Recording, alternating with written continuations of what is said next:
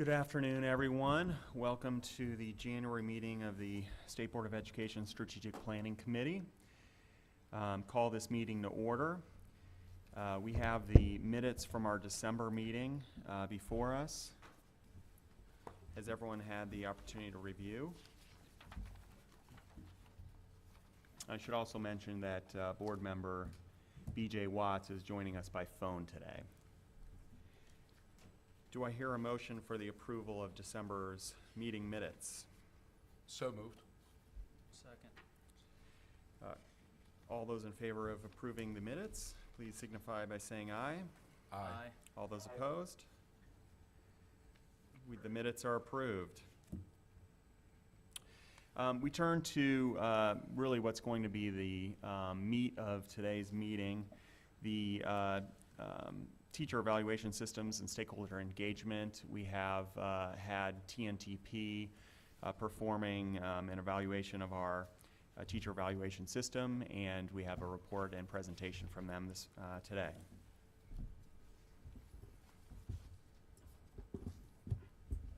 Hi, I'm Jessica Conlon from TNTP. Glad to be back here again today, share progress on our work so far and our recommendations on the evaluation system. This is the remote, correct? Okay. I'll go through briefly the background that led us to this point, and so we can dig into the recommendations themselves. Please stop me at any point if you have questions or need more clarity on anything or I'm moving too quickly. As you know, TNTP's worked in Indiana on teacher evaluation and other teacher quality initiatives for quite some time.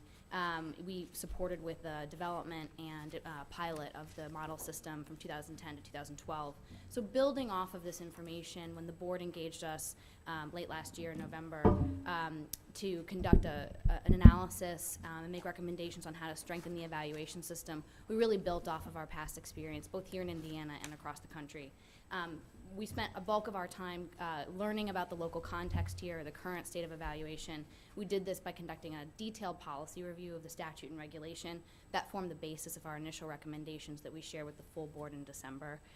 We also then conducted additional local context research, is what we're thinking of it as, included a targeted stakeholder engagement outreach that built off of the INTAS survey that was conducted last year of several thousand educators. We used all of this information to form the basis of our recommendations that we're going to share here today. Again, during phase 2 of our work, we reached out to stakeholders. We were able to connect with a variety of stakeholders over about 5 weeks in December and earlier in January. The purpose of these discussions was to surface issues that we wanted to conduct additional research and analysis on, and we were able to talk with stakeholders in a variety of different roles across the state, in particular those that are highly engaged already in these policies and engaged with the state board. We had planned, as I previously shared, to conduct 6 to 8 focus groups of 10 to 12 individuals each, which would have allowed us to talk with up to 96 individuals. We reached out to over 100 folks across the state, and nearly half of these individuals were teachers. Ultimately, we were able to hold 6 focus groups. 40 people participated in these discussions, which is really a solid participation rate given the scope of this focus group engagement and the time of the year that we had to conduct it over the holidays as well. We spoke with educators from 21 different corporations, and the vast majority of the folks that we spoke with were educators. Participation was high amongst administrators, but unfortunately it was low amongst teachers. And maybe this is a good time to Sure. jump in, understanding that you are conducting these focus groups during the holidays and obviously relying upon the significant evaluation stakeholder feedback that was derived from the Indiana University study that we heard about a few months ago. But in the meantime, I think we have a little bit of time for further teacher engagement, and so would love to hear about what your thoughts are before next week's full board meeting. Sure, yes, thank you. So we will be reaching out to more teachers to try and speak with them over the next week or so, and we'll provide an update at the next board meeting based on their feedback on the same content if possible, that we were able to discuss in the focus group meeting. So we'll be doing that virtually as well as in person if possible. So if I could just mention too that we've asked the State Board of Education staff to put together a survey on the State Board's website, so there could be as much feedback as possible from teachers on the teacher evaluation system that is currently in place, as well as the recommendations that have been put forth by TNTP, and that will further inform the board as it considers these proposals. Thanks. Thank you. Yeah, sure. Thank you. Our research and our investigation and our discussions with stakeholders across the state led us to what we think of as the current state of evaluation in Indiana. As you all well know, several years ago, Indiana set out to establish an evaluation system that's really become best in class across the country. And it has established several goals, articulated several goals for its evaluation system, ultimately that lead to an increase in student learning. And because we know that teacher performance is the most in-school impact on student learning, these goals for the evaluation system are based in best practice and research, and they hold true today. We use these goals as the foundation for our recommendations, trying to align our recommendations to these goals and to help Indiana achieve them. Before I go into where we have identified areas for or opportunities for strengthening the evaluation system, I do want to take a second and just emphasize the great work that Indiana has already done on evaluation. It absolutely is a leader in teacher quality initiatives. The fact that it has established this teacher evaluation system years before some of the rest of the country has done so is definitely to be commended. We've also heard from teachers and educators across the state that the work that it's done has helped them to have what they call a common language to talk about teacher quality. And that in and of itself is really the foundation for what the evaluation system is intended to do based on the goals that the state has articulated. And there's indications that the policies are positively influencing teacher evaluation as well as teacher quality as well as student achievement. As with any bold initiative, though, there is a period of change and there are lessons learned, and Indiana's gone through some of that over the last 2 years. But it's well positioned to build off its early successes and continue to lead the nation in teacher quality. Our review of the policies, practices, as well as feedback from stakeholders led us to identify 2 main areas of focus. The first is accurate evaluations for all teachers. Based on the state's articulated goals for its evaluation system, being able to recognize, reward teachers, as well as ensure that every student has an effective teacher, it's impossible to do that if not every teacher has an accurate evaluation. The ratings distribution suggests there are opportunities to improve both accuracy and completeness for teacher evaluation.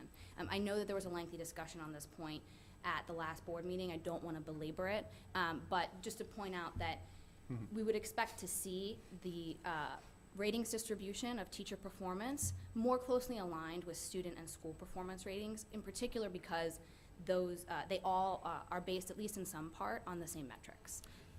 Does that necessarily mean that there's going to be a bell curve? Absolutely not. What you want to see is if every student in the state were proficient or were performing highly on their ACT, for instance, and they were considered college ready, then you may see every teacher in the state be considered effective or highly effective. So should there be a correlation between teacher evaluation scores and school letter grades? Again, I think it depends on the formulation of the school letter grade as well as what goes into the teacher evaluation score. Because both systems use some of the same metrics, I would think you would see closer alignment between the two. So is there a statistically significant correlation? You understand where I'm headed, a research-based correlation other than just anecdotal evidence? Is there research out there that maybe we're unaware of that links school performance with teacher evaluation in other states? I don't know of a study that would do exactly what you're talking about. I think when you're talking about student performance, which goes into the school letter grade as well as into teacher performance, if student performance is included or considered in all of those factors, I think you would see closer alignment between student performance rates as well as teacher performance and school performance. Because the teacher evaluation system is currently set up, it's not 100% based on student achievement. Exactly. And so there's slippage there. And so that slippage may have given us a false indicator. And so I know the chairman raised that issue at the last meeting. Don't want to belabor it, but I'm looking at our expectations as a board. Sure. Should we have an expectation that within a reasonable span or band, that school performance grades and teacher evaluations for that school should be aligned in some way? Yeah. I know it's common sense, but is there correlation research that would tell us that? I'm not aware of research, especially, something that would be based on a letter grade system like Indiana has. However, I do think that you see schools that earn the letter grade of F at 8 times the rate that teachers earn an ineffective rating, for instance. And I think that says that there's a disconnect there between the student performance that is occurring in schools. And to your point, student performance is included, and we'll get into this in more detail, in teacher evaluation ratings, but at varying levels. Correct, small percentage. In some schools, right. I think, just to add my thoughts on that, I think there's some correlation given the underlying data that's being used in both metrics, and that's important. A schools can have teachers that need improvement, just as much as F schools have teachers that are highly effective. But I think when you compare the whole set of data, then there is some correlation. Absolutely, especially because the Indiana system wisely accounts for growth and not just achievement. And so you would want to see levels of student growth increase in those F schools, for instance. The other thing that is the issue of completeness in the evaluation ratings. And this is concerning primarily because where you see high rates of incomplete ratings or teachers that don't receive ratings occur with teachers in their first and second year of teaching. And we know that teachers early in their career need and deserve regular, frequent, high levels of feedback. And a teacher their summative evaluation rating really should be the culmination of that feedback. Likewise, teachers in schools that earned a grade of F were not evaluated at very high levels, and they likewise need a lot of support and feedback. Exactly to your point, where there's complex circumstances that exist in those communities. An evaluation, observations, or opportunities for evaluators and administrators to connect with those teachers and support them. Question. Yes. As you were talking with small groups, did you hear expressed to you in the small groups the same thing we hear expressed oftentimes anecdotally, that concerns by administrators over retention may have influenced the decision on how they scored them in the end because of the way the compensation model is constructed? We heard that raised. I wouldn't say it was an alarmingly high level of feedback, and we can get into this in more detail as well in our recommendations. But we did hear that evaluators were deterred from giving honest assessments of teachers early in their career, in particular, if they were rated as needs improvement or developing, because they didn't want them to suffer consequences of compensation. We've made some recommendations along those lines that might alleviate that concern. It won't change the ratings distribution dramatically, I don't believe. And let me just throw this out there, because I know you're going to talk about a recommendation down the road that involves compensation model. I'll be curious to know when we get to that if TNTP had a chance to look at the same data the board was given at the last meeting that shows charter schools and their distribution looks much more differently than everybody else. And I'm curious if you were able to probe into that as to why there's been some folks out in the field who expressed to me that has something to do with the relationship of the compensation model to public school teachers versus the way compensation works with charters. We did receive the same information. We weren't able to probe into that specific point with, for instance, chartered school teachers or administrators. Okay, thanks. Sure. Our second area of focus really is related to the results of an evaluation system.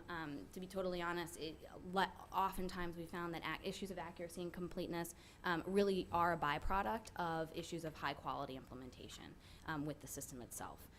If you don't have evaluators or administrators that value and understand and have the will to have these difficult conversations, you may not have accurate evaluation ratings. Likewise, if teachers don't understand or trust the evaluation system, their perception of the system is going to be low, which is something that we found particularly in the in-task survey results. Teachers had low confidence in the system, their corporation's plan, their evaluators' ability to assess them, all of those things. So high-quality implementation can impact the results and the perception of the system. There are some state policies and practices in our review of those that we think could help alleviate some of those issues. And one of them is the state's preference for local control. We absolutely respect and understand.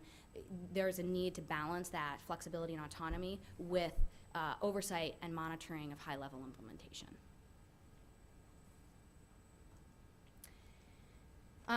All of this really relates to the point of there needs to be a culture shift in states that have achieved the goals that Indiana is seeking to achieve. There really has been a shift in the culture and conversation around evaluation, more so than even the discrete components that go into the evaluation plan, is the importance of the evaluators, the teachers, the educators, every level in the education system, understanding the purpose and importance of evaluation and supporting and recognizing teachers.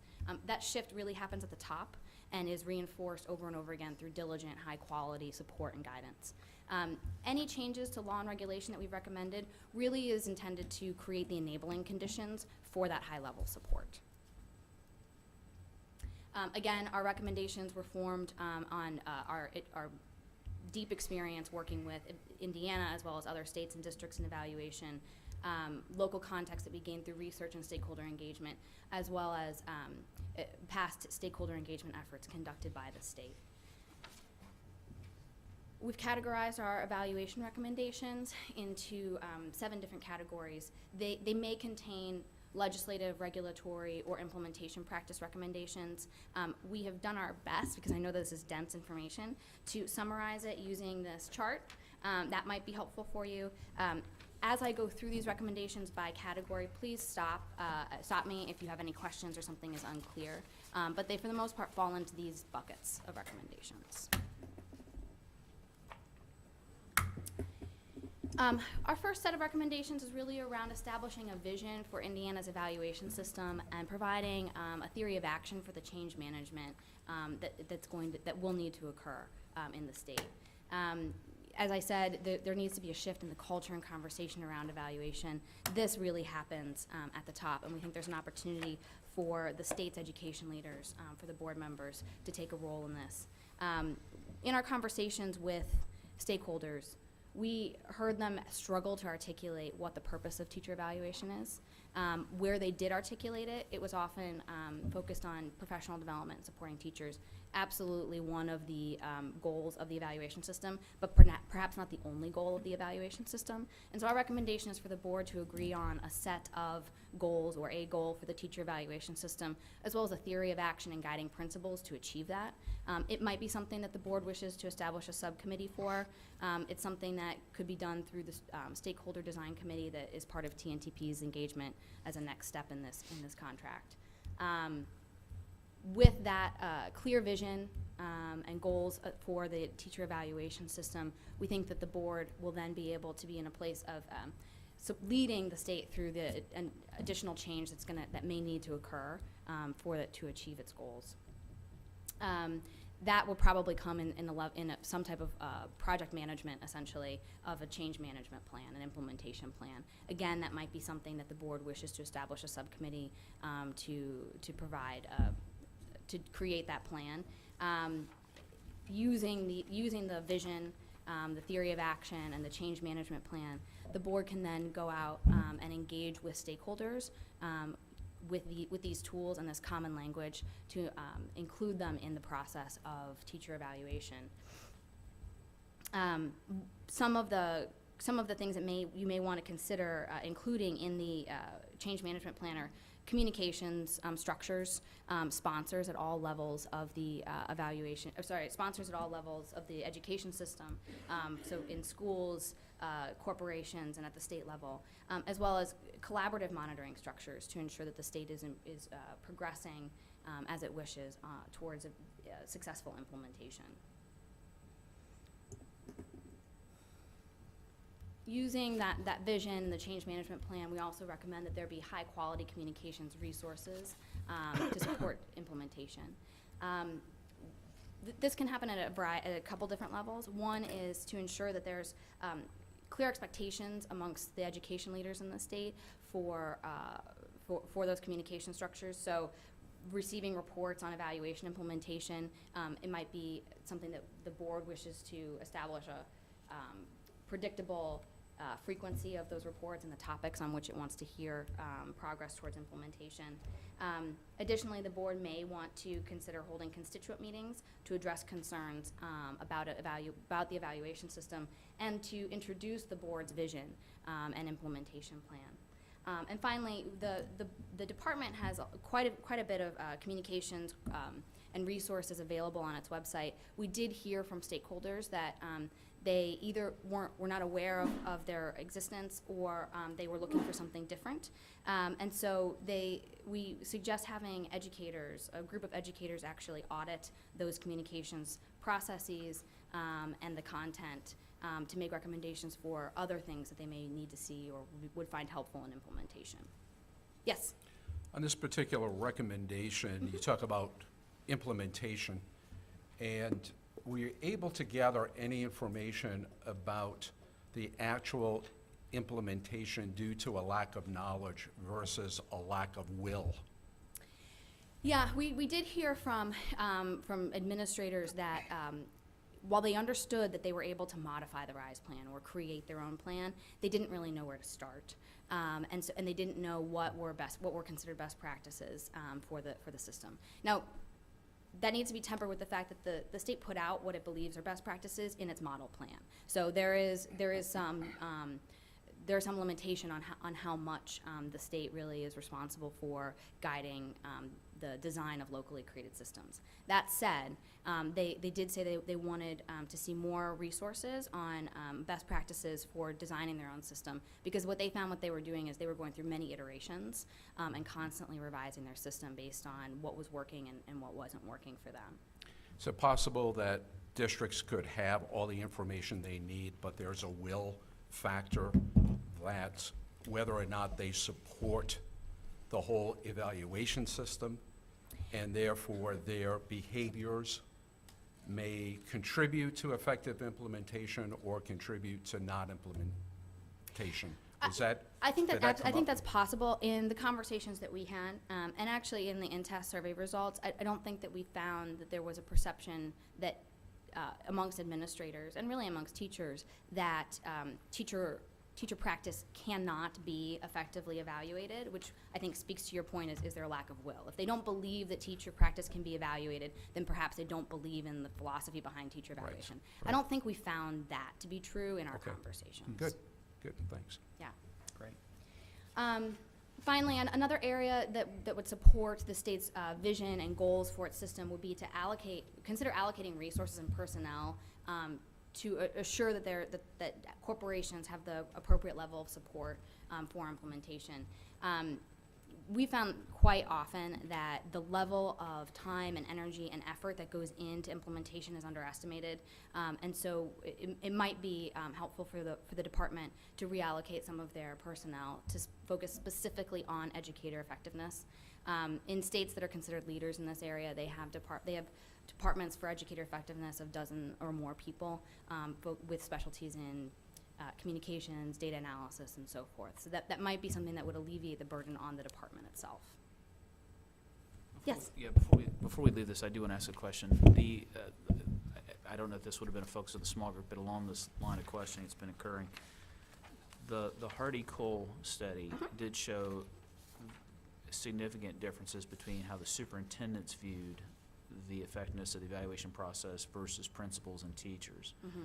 Was there any follow-up questions to those stakeholder groups to see what they made of those results? Do you know what I'm referring to in that study? I do, yeah. We didn't ask specifically about the gap in perception, but we did ask questions that got to the heart of what we thought was being asked there. So if they believe, for instance, that the evaluation system can impact teacher performance, we did ask those questions of all educators. Because I do think as we move forward, I like the recommendation where it's headed in terms of trying to get to a shared vision and understanding and communication around what this is about. But I would like to see us close the gap between folks who see this as this is how we improve teacher effectiveness, which impacts student achievement, which is what I absolutely believe in, versus this is about finding a way to categorize teacher effectiveness and then assign a compensation to it, which is where I think most of the teachers feel like that's what its purpose is. And I'm not saying, I'm not trying to say every teacher believes that way, but I think when you look at that data, that's one of the things that stuck with me from the presentation from Hardy Cole. So I was just kind of curious to see, and that's my interpretation, I'm just curious what the stakeholder groupers would have said, but if we didn't ask it, that's. Well, we asked questions I think that get to this point, and if you don't mind, I'm going to jump ahead Sure. to actually the teacher training portion of the recommendations. Teachers right now in Indiana are not required to be trained on the evaluation system. And I think that gets to your point about the lack of understanding and trust in the system and why their perceptions are so low of the evaluation system. And we heard from a teacher in particular who anecdotally shared that she had not been trained on the system during the first year of its implementation, and where she was just a recipient, basically, of the evaluation system. During the second year, she was an evaluator, and so she was trained as an evaluator on the system, and her perception of the system dramatically improved because of the training that she received. She was able to see why the plan was designed the way it was, why decisions were made the way they were, and how it attributed to the overall vision and goals of the evaluation system. So I think That's good. a lot of what teachers are feeling can be addressed through good training on their evaluation plans.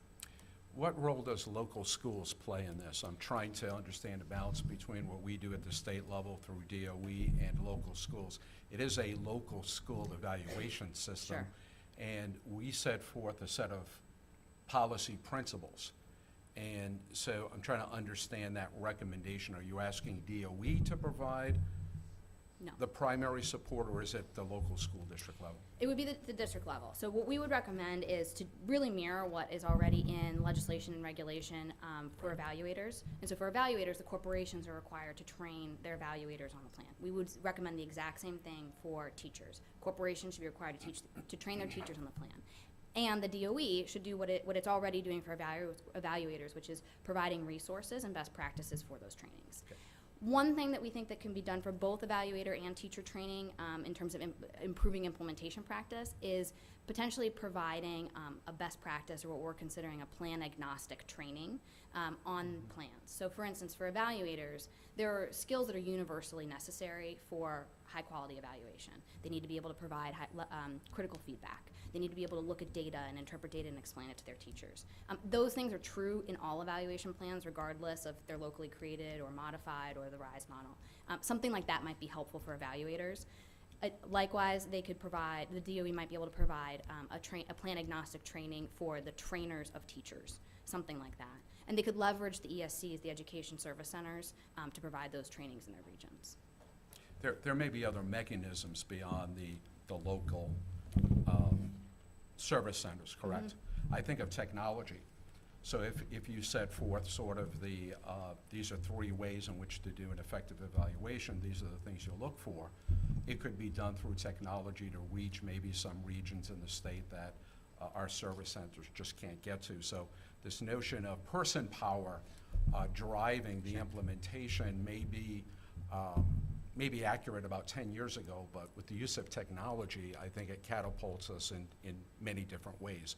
Would you agree with that, and is that part of this recommendation? I about do. I mean, technology? I actually think that the DOE already has some resources along those lines. I Right. believe they have some webinars that are already being used, and absolutely they should continue to use those. In-person training tends to be helpful, particularly in norming of evaluators, so giving them the opportunity to say what effective teaching looks like is the same from district to district or from school to school. Those in-person opportunities we find really helpful. It's not the only way to achieve that. So how do we enhance inter-rater reliability between a number of districts throughout the state? So whether you're sitting in South Bend or Fort Wayne, how do we know there's inter-rater reliability from what the local schools are doing? That's why the recommendation really is that the state, so probably the department, would need to provide a training for the ESCs so that the ESCs are normed on what effective teaching looks like according to the state. So then are you recommending that the state conduct some inter-rater reliability studies to ensure that no matter where you are in the state, you're getting a fair and transparent evaluation? That is not one of our recommendations. However, something that would need to happen before you even got to that study is ensure that you have comparability amongst all of the plans across this, Correct. across the corporations. And so I don't think that exists yet. So I don't think a study would get you what you're looking for. Okay. We don't want them all the same, we just want them based on the same set of principles and standards and concepts. Exactly. So, Yep, exactly. I did sort of skip over the evaluator training. I touched on those topics. If you have specific questions, feel free to, I can go back to them. While we're getting in, oh, go ahead. I do want to ask something Sure. on this, because I felt like it was missing in the recommendations in general. There's no mention in any of the recommendations about trying to partner with higher ed to start working with pre-service teachers. In fact, I was a little shocked that the Education Service Centers was what you settled in on for part of the training. I was hoping to see more of a comprehensive approach, trying to bring another system in, because I guess my thought is we have pre-service training teachers going through student teaching that need to be prepared to walk into this, and there's no mechanism that I'm aware of right now, and I'm in higher ed, and so is Dr. Freitas. I'm not aware of any mechanism that would require that they be exposed to any kind of an evaluation similar to what they're going to go through their first and second years. And I think I could make an argument that there would be some benefit to looking at that component of it, to ask ourselves, how do we ensure that I guess twofold, pre-service teachers themselves understand Indiana's approach to teacher evaluation and why we believe that's a good tool to improve efficacy and get them already thinking in a professional growth way. And second, what do we do in terms of helping to strengthen school leadership programs so that our future administrators, our teachers coming back to becoming aspiring administrators, have even better familiarity with how to approach actually using that tool. And I just didn't see that in here at all. I was surprised it wasn't, but it doesn't mean that you didn't. It's No, not something still on the table. I think I absolutely agree with your thought process and recommendations. It frankly felt beyond the scope of looking at the teacher evaluation system and the regulations and statute that we were looking at, and as well as the practices to support teacher evaluation. That to me feels like more like teacher preparation, leadership preparation, licensure. But of course, we recommend that those be aligned across the board. And if there is a vision for teacher practice in Indiana, you can easily align those policies to that vision and those goals. But yeah, absolutely, we would recommend that that be considered a part of the teacher preparation policies. Okay, thanks. Sure. There are several recommendations that address the use of objective measures in teacher evaluation. And before I go into the specific recommendations, I just wanted to provide a little bit of context both on the use of objective measures as a best practice, as well as what Indiana requires for the use of objective measures. So objective measures implies that there's a required use of multiple measures in an evaluation system. So both an assessment of teacher practice through observation and other observable activities, as well as information based on student performance. It's a best practice. It's based in research, and we absolutely agree that it provides a fuller picture of the complexity of a teacher's job. A teacher's job is far too complex to be able to look at one metric only and say that tells us that that person's a good teacher or not, or needs development in a particular area. And that goes for overemphasizing the use of objective measures as well as underemphasizing it. In Indiana, objective measures is broadly defined. It must include use of state standardized tests, but it cannot only include the use of state standardized tests. And an example of that is actually what is used in the RISE model, where up to 50% of a teacher's evaluation is based on objective measures, but there's 3 different measures that are used to create that use of objective measures.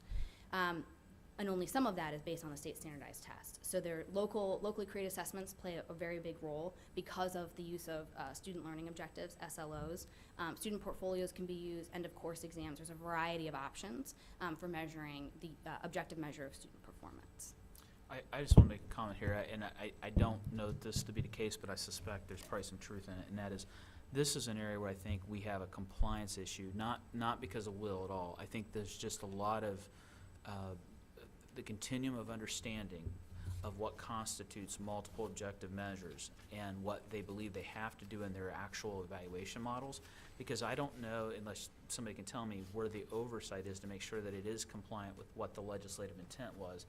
To me, this is one of those areas that that could undermine the entire process if it's not really well understood. And I would suspect we may not be compliant on this, meaning what the legislative intent was, not because of any will, just simply because a variety of understanding about what may or may not be able to be used and how different districts approach that. So I think going back to your point about communication, I'm all for the teacher evaluation training, but I think there's some system things that have to be done even before we get to training teachers on the system to make sure that the district's models meet this piece of it, because this seems to continue to be a problem. Because I hear some districts saying we're using 10%, some saying we're using this percent, some saying we're not doing any of that. I feel like we're all over the place. I haven't researched that, but I hear it anecdotally, and I gotta believe. I don't see we've made an effort to really make sure that we're on the same page, and there's been various guidance given by the department over the years on where we're supposed to be, and I just think there's just a lot of confusion. So And I think we've heard that reflected in the focus groups and those discussions as well. What's interesting is that in the in-test survey, overwhelming majority of teachers, principals, and administrators all believe that teacher effectiveness impacts student performance, and that student performance can be accurately measured. And so, to your point, I don't think it's a lack of will. I think it's a lack of understanding, potentially resources. And so I think the good news is I think we can get there. It just is going to require a little bit more work. To that end, we have a few recommendations about clarifying and increasing the consistency and rigor of the use of objective measures across the state. One is to define significantly inform. As you know, the objective measures should significantly inform a teacher evaluation rating. That's in statute. The term significantly inform is not defined in regulation, which has led to a lot of variability across corporations and how they use objective measures. And that variability can cause certain issues. And one is, over relying on the use of observation to assess teacher quality, which, as we've said, the use of one measure does a disservice to teachers. It undermines the complexity of their work. Secondly, it also creates a lack of comparability across plans. So when you're looking at a plan in Northwest Indiana and Southeast Indiana, and they dramatically there's a dramatic variation in how they weight the use of objective measure, where one uses 5% based on objective measures and one uses almost 50%. What we call effective teaching in those two corporations means something different. And that causes an issue for the state to base other policies on teacher performance. So our recommendation is to define it so that there is guidance for local corporations, not necessarily to mandate a particular number. We want corporations to be able to use a range of percentages as guardrails, for instance, to think about what works best for their corporation, but to limit the range so that there is comparability across corporations. We recommend the following percentages: 33 to 50% of a teacher's evaluation rating should be based on objective measures if they have an individual growth model score, because they have that additional piece of data. If they do not, we recommend 25 to 40%. And we also recommend that this definition have an effective date of when the state has at least 1 year of baseline data from its new assessment. We know that the state is going through a transition to a new assessment. We want to make sure that happens smoothly and without added stress for educators and administrators. And so, let's wait for that to happen and then help corporations get to this best practice of comparability amongst objective measures. On what basis did you select those percentages? Yeah, it's based in research in that these percentages actually have a high rate of accuracy in predicting future performance, teacher impact on student gains in the future. Can you provide that research to Sure. us, maybe through Ashley? Absolutely, yep. It's through the MET project. It's through a study that was conducted and their report that came out in 2013. I can provide it. Can you talk a little bit more about the 1 year delay? Because I think that has become an important point for teachers across the state of Indiana that we do have this baseline data. So can you just discuss that thought process a little further for us? Sure. So if my understanding is, and please correct me where I'm missing something, but my understanding is the state is moving to a new assessment this year based on its new state standards. In order to measure growth on that assessment, you would need at least this year's data compared to next year's data on that same assessment. So you would have this definition not going into effect until at the earliest, the end of 2016, or the 2015-16 school year. That would give the state that comparability, that comparison point. Now, if the assessment is not going to be the same at the end of this year as it will be at the end of next year, then that effective date may need to be delayed further. Is the 2015, 2016 school year the first year? Would that be our baseline year? I think it would, right? I think it would, 15, 16? Yeah. It'd be your base, it'd be your baseline. That'd be your baseline And year. then your- Okay, so the first year, we'd potentially, if this would be effective, Right. would be 16, 17. Yes, because you would have that year of growth from 15, 16, 16, Right. 17. And the benefit of that, the additional benefit of that, is that you have that period of time to support corporations to make the necessary changes to their plans, and to work with teachers and educators on determining what the right metric and what the right percentages are for their corporation. I think this is a really important point to call out, because there has been a lot of concern about this particular issue and the impact of further defining significantly inform. But with that baseline and plenty of time to implement, I think that can help address many of the concerns that have been raised by teachers and others who are going to be evaluated under this metric. Mm-hmm. The other thing, too, that I did want to make sure to point out is that, to our understanding, the majority of districts are already working within these ranges. And so for many districts, this would actually reflect no change. Great. How do we know that, though? I want to follow up on that. How do we know what you just said? Well, that's based on the report that we received from the Department of Education Oh. about how corporations are weighting objective measures. Okay, so it's self-reported right now, okay. I'd like to make a quick comment on that too, Gordon, because there's a couple things too as we go forward with this. You know, we looked at this, we went down this path because we are concerned about the distribution right now results, and that's, I hear both sides of that argument, and it's not that I don't think we have a high percentage of highly effective teachers, but everybody wants a system that works well because everybody agrees effective teachers means effective classrooms, which impacts achievement positively. We're all in agreement on that. My concern is I want to make sure that if we approach this, we don't just hit an issue, that we look at the systems and the integration of systems, because even with like the percentages, from what I hear right now is it sounds like we're leaning on national best practices on what that percentage range should be. But if in fact we don't resolve this issue of how compensation impacts first and second year teachers, or what we are hearing anecdotally, I think we're making a mistake. I'm not saying we're going to do that, but I want to make sure we have a complete systemic solution when we're done. Because otherwise, if what I'm hearing in the field is true, there could be people who say, you could set that percentage whatever you want, I'm still going to plug a number in at the end because I don't want to lose a great teacher who's still developing. Mm-hmm. At which point the whole system's been undermined anyway. So I just, as we go along, I agree. I think Gordon is exactly right. This is an important point, but I think even more so than defining what does significantly improve means, I think we have to think through how do we make sure we don't end up defining it and then undermining it because we did not look at the peripheral area of all these other systems that play into that. I completely agree. And to your point, if we go back actually and look at, for instance, the RISE model, you have a majority of teachers that fall into this third block here, where 75% of their evaluation rating is made up on their assessment of their teacher effectiveness rubric. That's the majority of teachers. So they're actually not, they wouldn't fall into these other ones where a higher percentage is based on objective measures. And to your point, that means that really the most effective way to improve the accuracy and the reliability of these ratings is through evaluator training, and to make sure that our evaluators are not only have the skills but also the will necessary to have some of these difficult conversations, but to consider some of the impact that compensation and other things have on their decisions.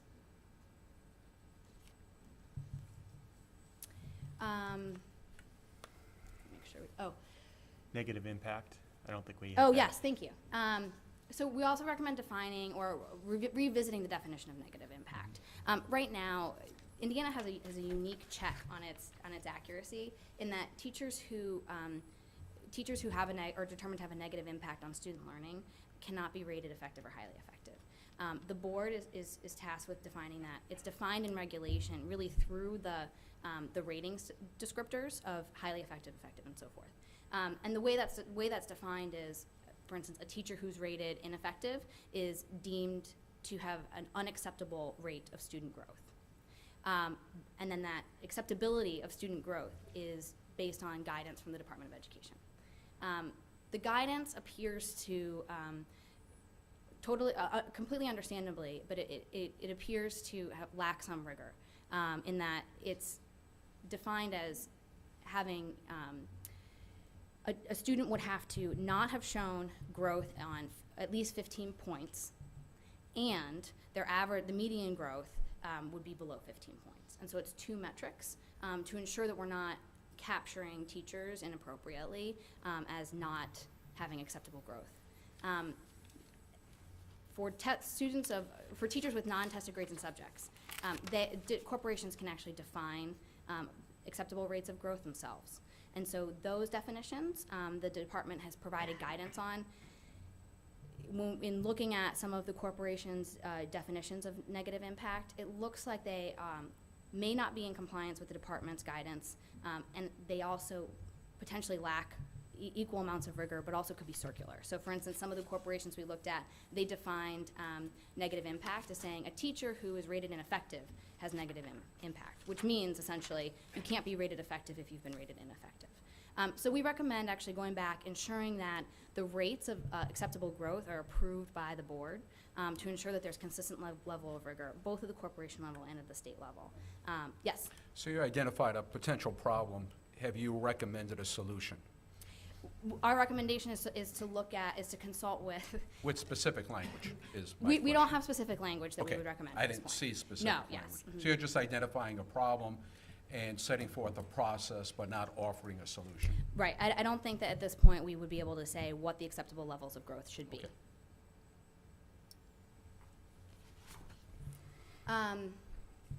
To support with these changes, we recommend building off the current support structures, both in terms of monitoring and resources that the Department of Education provides.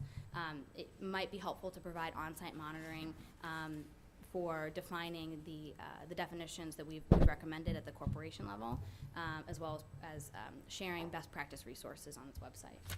Yes. Question. A number of these recommendations mentioned our Indiana Department of Education, and it doesn't mention any other entity to provide leverage resources. I can think of many resources within the state of Indiana who would be fabulous in this. And so my question deals with, on a set of recommendations here, mentioning only our Department of Education seems very limiting. Was there a rationale for that, or is it just a matter of the Department of Ed being available to us? Well, it really was a matter of not necessarily saying that the department has to be responsible for all of these things. The department can make the decision, or the board can make a decision to work with other entities. Correct. But our recommendation is that go through the state level. So go through at least one body to make sure that there's consistency across the state, so that the department can choose, or the state board can choose if there are other entities that might be better positioned. So, for example, if the board decides there's a consortium of higher education universities who could work collaboratively on particular issues, you're not restricting us from doing that or recommending that No. in any way. You're just saying it needs to come funnel back through the board in some way. Yeah, I think funnel back through the entities that educators are already familiar with for reaching out for those that support and those resources, and in the long term, ensuring that those structures endure beyond the short term. An additional area that the board could support, or the department could support in, is supporting with the understanding of the use of assessments, particularly locally created assessments, in the evaluation system. As we've said, there's a small percentage of teachers who are really impacted by the use of state assessments. Locally created assessments really have the greatest impact on objective measures and ultimately on teacher evaluation ratings. We heard from stakeholders that they would like to see more resources to support with creating or procuring those assessments. It's a challenge. They like the option. They appreciate the option. but it's a challenge to make sure that they're valid and reliable, which goes to the comparability point. Additionally, just to make sure that the board is also fully informed on the use of local assessments, we recommend a regular reporting process on the guidance that the department provides.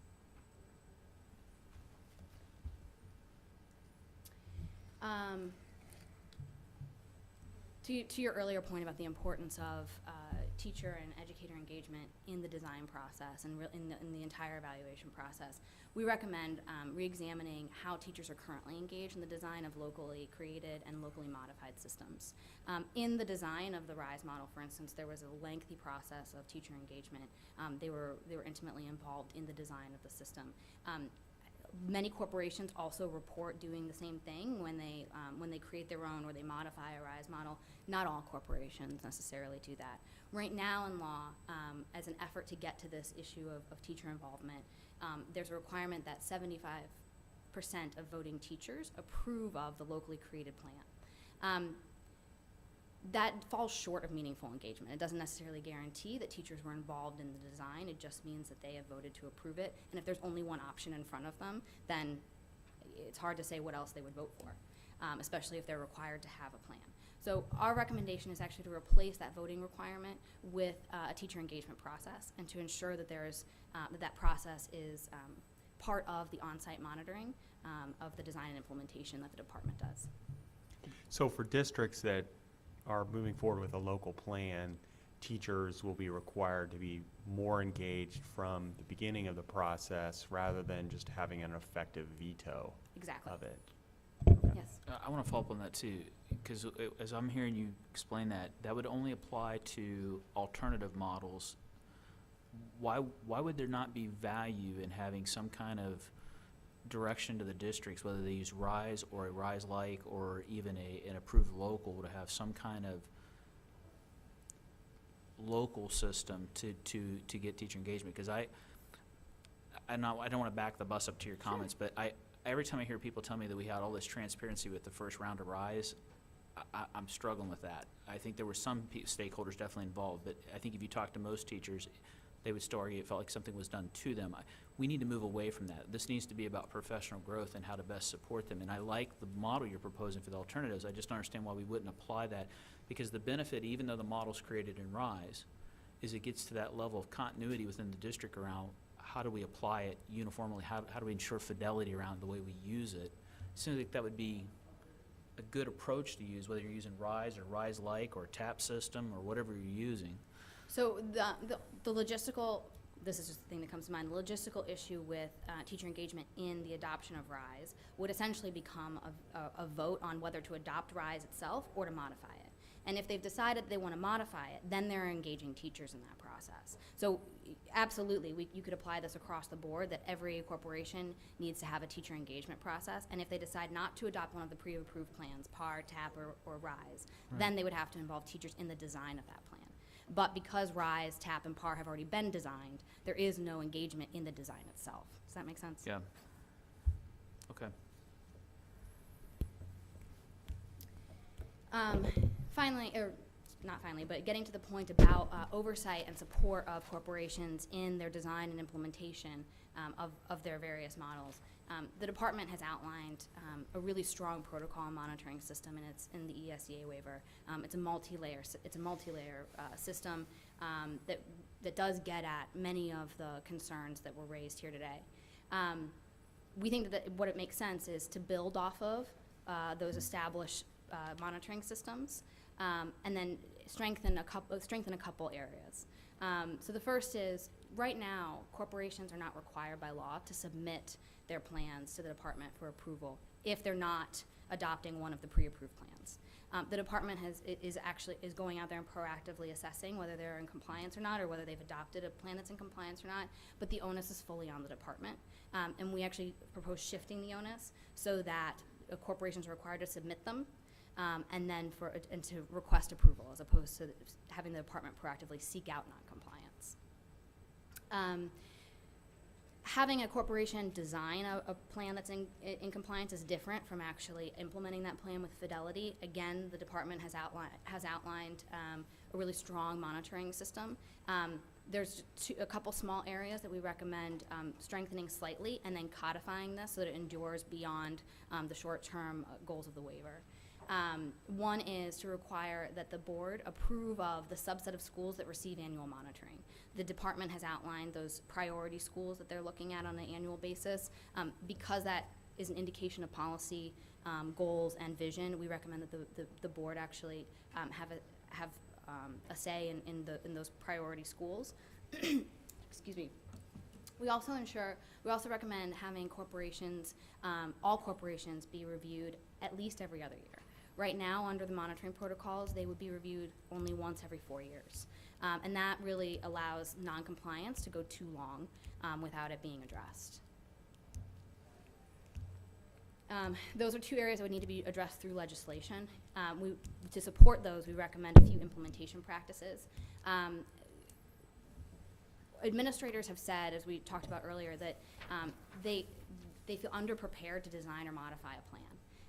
And so while the department has resources available on its website, and we believe that they are high quality and helpful, for some reason they're not penetrating to the level that are useful to administrators. So one thing that we've actually observed in these stakeholder discussions is administrators after the fact would talk to each other and say, oh, I heard you mention this that you do, let's get together and talk about that. Those connections apparently aren't happening organically, and so we recommend actually facilitating those best practices and sharing across corporations so that people aren't reinventing the wheel and they're learning from one another.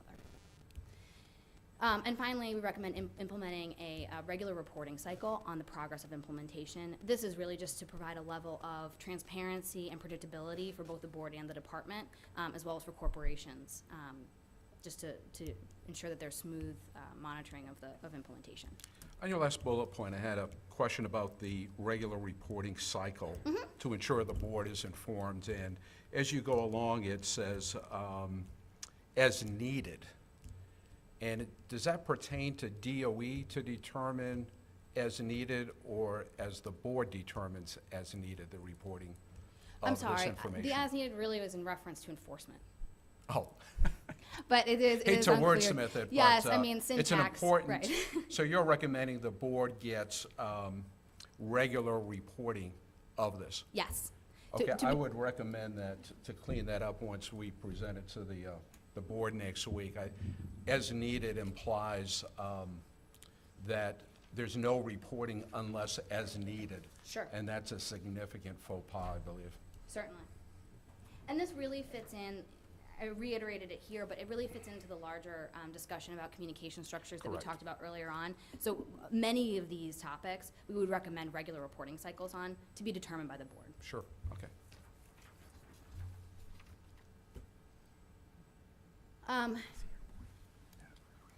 The next issue is addressing issues with making revisions to the state model plan. One is about the process of making those revisions. The other is substantive recommendations that we have on making revisions to RISE. The first is, it was clear that from statute that the board and the department were to create the state's model plan collaboratively and initially. Subsequent changes to the plan, it's unclear whether whose responsibility that is, and whether there's a division of labor that's appropriate there. We recommend clarifying that through legislation and ensuring that the board is able to at least approve of any changes made to the model plan. Our recommendation is based on the fact that the model plan, as well as, particularly because it's the only one that was created uniquely for Indiana, but it should be a representation of best practice, research, and the state's standard that should align to the vision and the goals of the state that will be establishing for evaluation. And so it does have policy implications that we think it's appropriate for the board to weigh in on. There are specific areas of the current RISE model that we got feedback on and heard that there's room for improvement. And over the last over the last 4 years since it's been piloted, there have been a few things that have happened that impact its efficacy, as well as lessons learned just from it being used across the state. One is the state has adopted new standards. The original teacher evaluation or effectiveness rubric was aligned to Common Core. We just want to make sure that the current rubric is aligned to the state standards and reflects that. The other is we heard that there's a lot of overlap in domains 1 and 3 of the teacher effectiveness rubric. Those are really areas where there's that assess teacher inputs, as we think of them. And so they often look at the same evidence, or they assess teacher ability in those domains on the same evidence. Let's eliminate that overlap and streamline it. TNTP has recently actually come out and said we need to put teacher evaluation rubrics on a diet. We think that's true for even the one that we helped to design a few years ago. So we think those are areas for improvement. We did hear other feedback on the SLO process, as well as the number of observations that are required under the RISE model. We don't recommend making changes to those right now, because what's part of the model system is reflective of best practice. And so the SLO system was critiqued for being burdensome. Local corporations are able to modify that based on what best fits their needs. And so because they're able to modify any part of the model system, we don't recommend changing the SLO model system. Likewise, with the observations under RISE, that's required to have up to 5 observations for teachers. If a corporation wanted to change that, they could. Obviously not going below the required 2 observations. So we did not address those or make recommendations for changes at this point. And finally, this is to the points about the issues with the linking teacher compensation to teacher evaluation. We did hear from stakeholders that they suspect that evaluators are hesitant to rate teachers as improvement necessary or ineffective because of the compensation consequences that are tied to those ratings. That may well be true. We don't think that that's fully the cause of any of the skewed ratings. But in order to address that, we made 2 recommendations. One is to allow teachers to be rated improvement necessary 2 years in a row, or improvement necessary followed by ineffective, before a salary increase is withheld.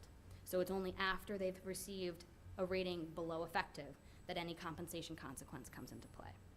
In addition, we also recommend that there be a waiver process.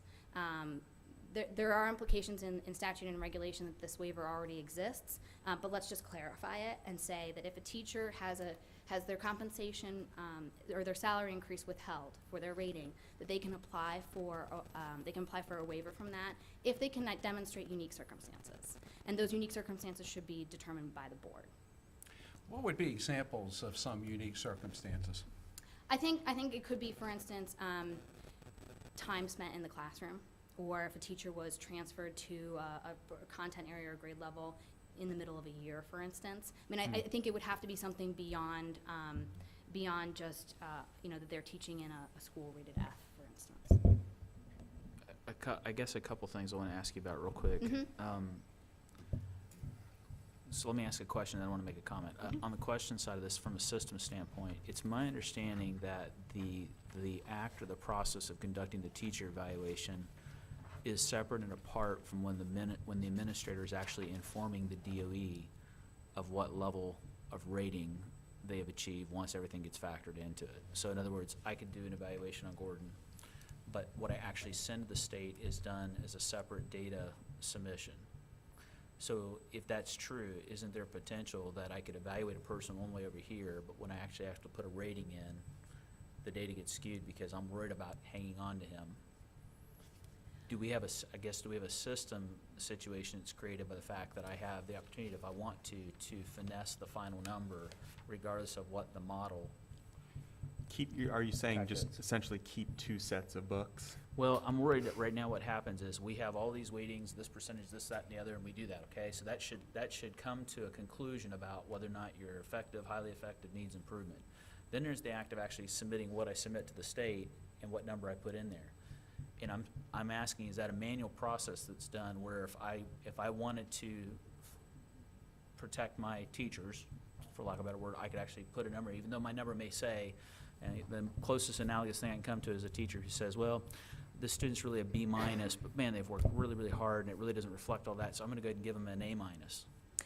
So I don't know what the actual, for instance, technology or data system is that's used for reporting the evaluation ratings.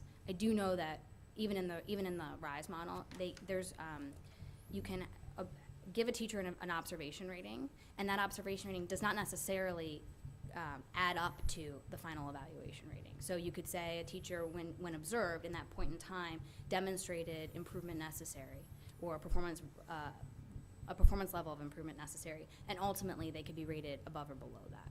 And then I guess the second comment, maybe this is something for the board and maybe the department to talk about later, but with regard to Indiana's approach to how we directed as a state districts rebargain their wages and compensation models, one of the things I'm wrestling with is that if you've got 300 plus districts all bargaining different compensation models, it seems like some districts have an incentive, an approach to provide an incentive annually to a teacher that is apart from performance bonus pay that's coming through that then gets added to that as a one-time payment. And the reason I'm raising that is that I know some districts, even close to where I'm at up in Muncie, where the teachers are saying that's what has happened is the performance bonus has become the only incentive. And if they happen to be a teacher in one of these districts where they have language in their master agreement that limits the liability of the district on benefits, like say they bargain and they say the district only ever pays $100 towards hospitalization and any increases get passed on to the teacher, the impact is even more profound because essentially the bonus is getting ate up by increased costs. I know we can't fix everything, but I want us to be mindful. If we know that to be true, we could be adjusting all these things, making all the recommendations, and we should keep making recommendations. But again, if we know we have an issue with the compensation model where it's been bargained in different ways, where in some districts the bonus is the only incentive, in other districts it's a bonus on top. Because one of the things that's happening in talking with administrators is we got teachers moving all over the place right now, and that's not healthy either. Mm-hmm. So from my perspective, do I want to make the teacher model better so we have improved teachers? Yes, but it won't do anything if it makes them better and makes them more marketable and they keep moving all over the place because the impact of the students is still, it's still negative. Yeah. So I want to think about how we can make recommendations to the legislature, say, yes, we can do more things to improve the fidelity of our evaluation system. But in the process of examining that, there are clearly some issues with the way compensation models are working across the state that are not just undermining it, but it's encouraging teachers to be more mobile, which is also not a good thing, in my opinion. So I would rather see some stability where we can actually get a person settled in, get them developed into the community, develop them long-term, increase their efficacy, and have the biggest impact on students wherever that's at. So I know we may not be able to fix all that, but I want to get that out there because I don't want to lose sight of that by just saying, well, today we're just looking at teacher evaluation. I think we got to start thinking again about how these systems interact with each other. I completely agree, and actually to your point, I think one of our recommendations is actually, let me step back. In the long term, we believe corporations should develop self-sustaining compensation models, right? So they should be developing ones that do exactly to your point. They reward teachers for performance, but they also incentivize them to stay within that community, so that there is a level of consistency both for students and the community. In the short term, because we heard the same thing that you've mentioned, Dr. Oliver, about the levels of compensation are not significant enough to motivate, and they also are potentially the only bonus, the only salary increase a teacher's getting. There's no cost of living adjustment or so forth. We actually recommend allocating more grants, more funding for the grants that support the performance compensation payments for the next 2 years. And in the meantime, have a concerted effort to work with corporations to develop self-sustaining compensation models so that they aren't just relying on these performance grants in the long term. But in the short term, in order to support gaining momentum and support for the performance compensation model, we recommend supporting corporations in to provide meaningful salary increases.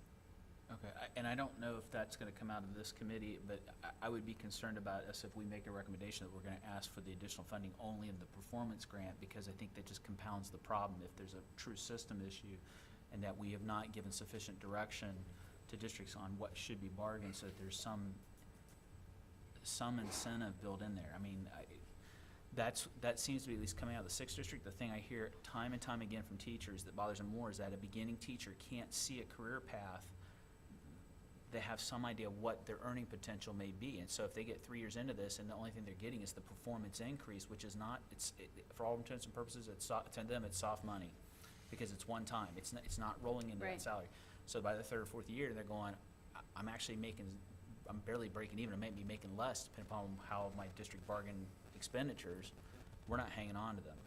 So Would you I'm prefer to worried see about the that. compensation system, and this is aligned with what we recommend as best practice, but, so that it is not a performance bonus, but that it's actually a salary increase that's cumulative No, over time? I think the recommendation should be to alert legislative leadership that we can make adjustments, and we should make adjustments and act on recommendations on the teacher evaluation system.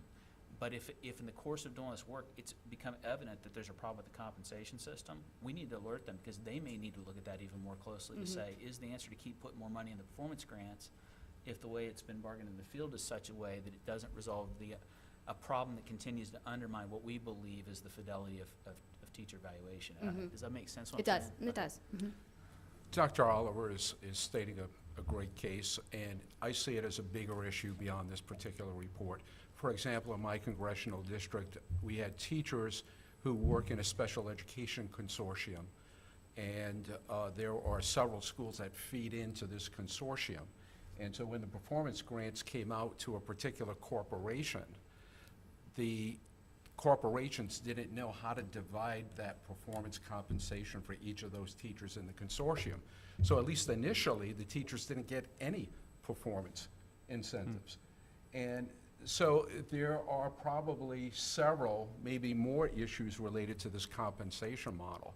I would suggest we go with this recommendation because it links compensation with performance-based performance, which I believe in as a general principle, and then have another discussion either in this committee or as an entire board around compensation models. Teachers need to be paid accordingly to their performance. So the exemplary teacher should be doing really well.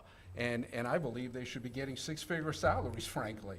And we need to promote that. And so it's a much broader issue than just this particular nugget related to performance.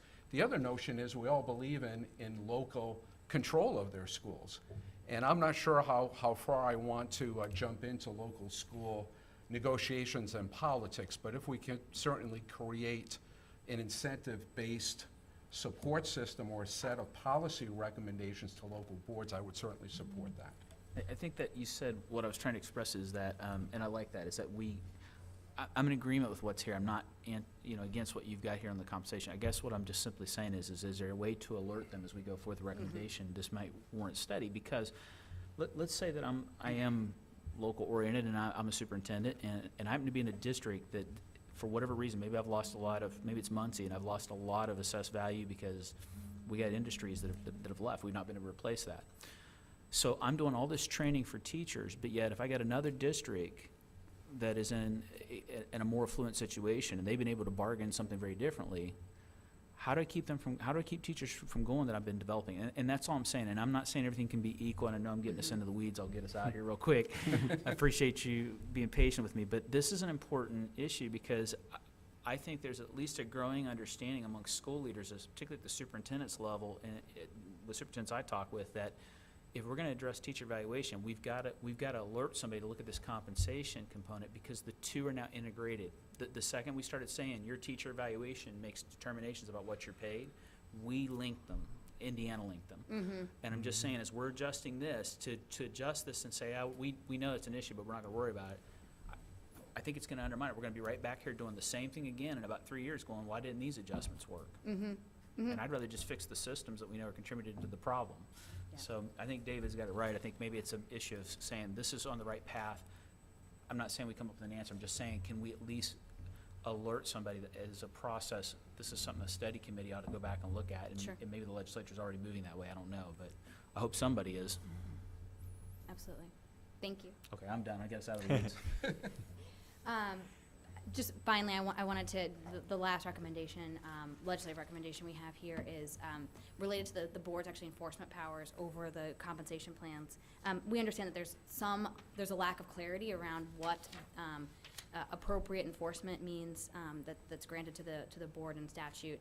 We've made recommendations that for the legislature to provide some specificity. Some to consider are outlined here, which is particularly providing back pay to teachers, effective and highly effective teachers that may have been impacted by noncompliance, and then potentially a penalty for corporations that have been determined to be willfully noncompliant with the compensation models that they've implemented.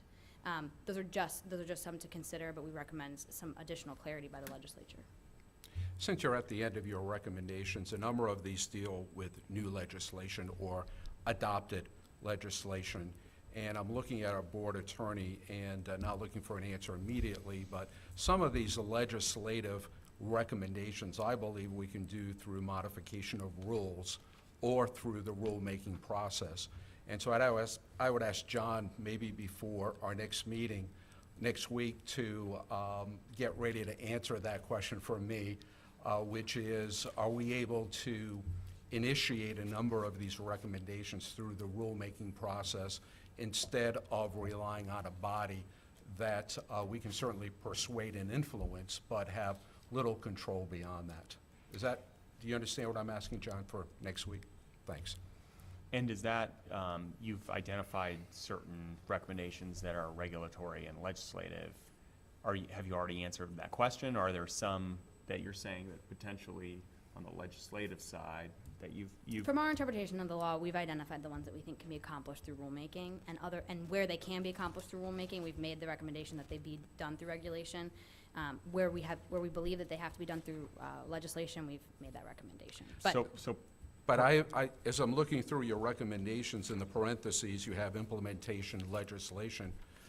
I didn't see too many. right for about instance, too the many, definitions but- of significantly inform and negative impact on Right, student so I saw performance. those. So did you run this by your attorneys then to make that determination? It can only be changed through legislation? Because when a law is promulgated, typically we could provide additional details to define that particular law through the rulemaking process. And as I was going through here, I was sort of checking those that I think that we wouldn't be changing the law as a board, but adding a specificity through the rulemaking process. And if that, absolutely, we would recommend going that route if that's available. We erred on the side of just being conservative in whether it was regulatory or legislative. In Indiana, we appreciate conservatism. I appreciate that, David. I think if staff could take a look at the recommendations and just confirm where we might where we might be able to propose legislative changes, where we might be able to accomplish the same via the regulatory process and rulemaking process, that would probably be helpful for the full board. Thank you. Thanks. Great. That pretty much brings me to the end of our recommendations. We have a couple related to compensation that just deal with providing resources and supporting corporations with making any necessary changes. But otherwise, I think we've hit on all of them. Any additional questions before I move on to previewing next steps?